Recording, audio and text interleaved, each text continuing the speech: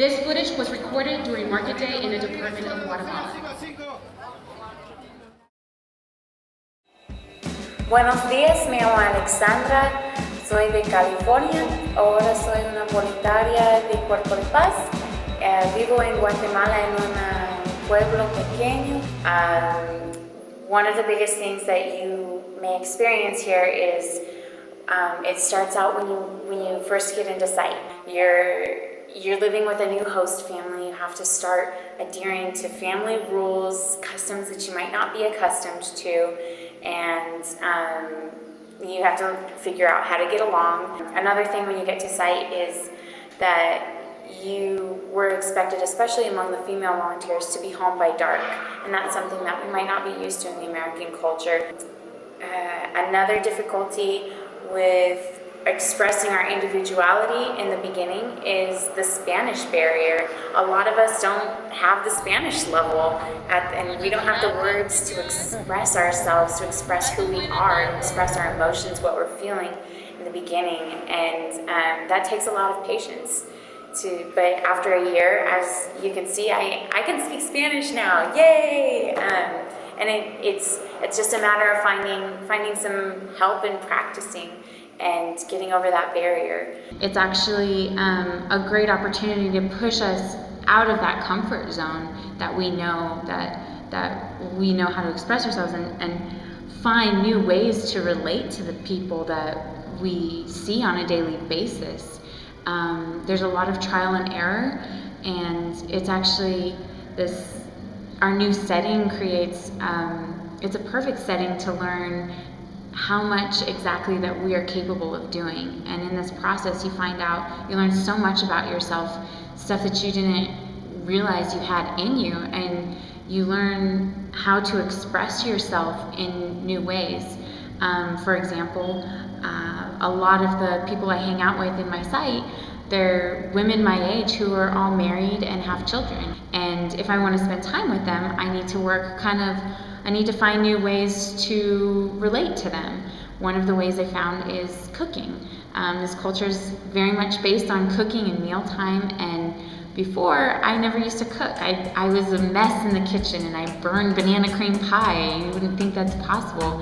And now I've created this new identity here based on the time I spend and the things I learn to do with my friends in site. And I'm a good cook now, and I even have people in my site requesting cooking classes with me and planning meal times, which makes me feel great, and it makes me inspired to know that I can do something that I didn't realize I could do before I came to Peace Corps.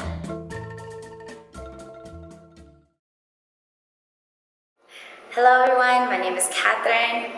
I am born and raised from Los Angeles, California, and my purpose of being here is to share with you my experience of being a female ethnic minority here in Guatemala.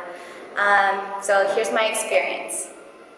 I'll be walking down the street, minding my own business, walking back from work, and I'll hear this from the background. Hola Chinita, venga aquí. And my initial response is, well, check it. One, I don't like that unwanted attention. So how I deal with this daily experience, I realize that it is very tiresome. It's trying to have to re-explain who I am as a person, what makes me me. And so how I cope with that is that I have an intercambio of cultures. Not only am I here to learn about Guatemalan cultures, but for myself to share my American culture, my Filipino culture. So I cook authentic Filipino cuisines, and I talk about who I am, where I come from geographically. What I realized most importantly is my purpose of being here, being a representative of a minority group. And this is what, for anyone that's thinking about becoming a Peace Corps volunteer, if you are a minority, to be empowered, to feel empowered, to continue the education, and to open the eyes, to inspire others to share that perspective of cultures.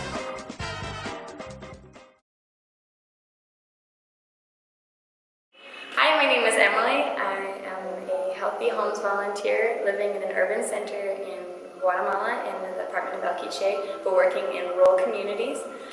I am from Albuquerque, New Mexico, and I would like to talk about gender in Guatemala. And I feel that in my experiences, gender plays a huge role in the culture, in the society, and in the politics of Guatemala.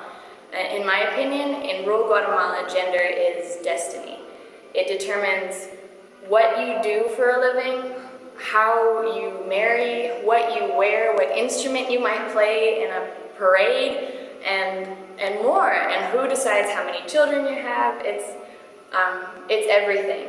And I think in some ways the gender roles are absolutely beautiful. The preservation of what women have worn for years is admirable and enviable, and in the same light, motherhood is really celebrated here, and we would learn a lot as Americans to maybe take that home with us. Some of my major frustrations where I come into a room working with women and they hide themselves. They're asked a question and they get really flustered. They don't know how to respond to, what's your favorite color? What do you like to do with your free time? And what do you do when you're bored? And they shut down. They conceal themselves, they hide, and getting them to come out and speak and realize how powerful they are, that's the main challenge in our work here as volunteers. And being an American woman, I feel like I'm constantly in conflict with these negative roles. But there have been wonderful things that I've been able to do as a volunteer. One of them is hosting a girls' camp, and it makes a huge difference. Even just starting from the first day of your camp to the last, you see a difference that it makes in the lives of the girls you're working with. And one of my favorite experiences was beginning to ask these girls, so where's your light? Where is this light in you as a person? And they would go, here, it's right here in me. And then we would ask them, and who can take that away from you? Can anyone take that away from you? And they would say, nobody can take that away from me. And that's what we do as volunteers in Guatemala. We present the opportunity to think that gender roles are suggestions. They're not laws, that no one is in charge of your destiny but you.